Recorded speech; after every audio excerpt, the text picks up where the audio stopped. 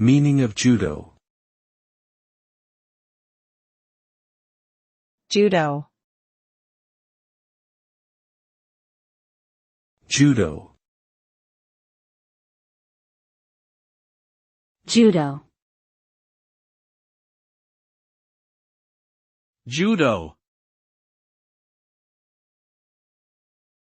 Judo is a modern martial art and sport that originated in Japan in the late 19th century.